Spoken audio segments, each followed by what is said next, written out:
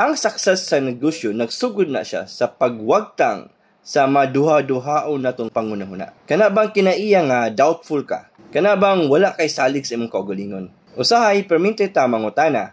What if I fail? What if others will laugh at me? What if dili nako kaya ni siya maabot?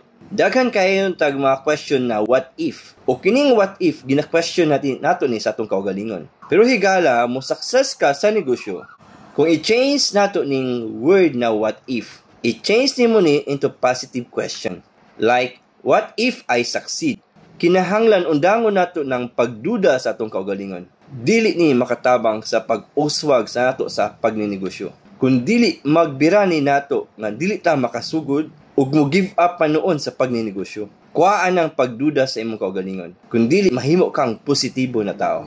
Ang pagka-positibo nimo nga tao magdala nimo na mahimo kang successful na negosyante. Kung positibo ka nga tao, para sa imo kini mga negatibo mga pagsuway nga nagsamok-samok sa imo ug nagapahunong nimo nga dili mo padayon kay positibo maka, imo na gina-consider positibo pod.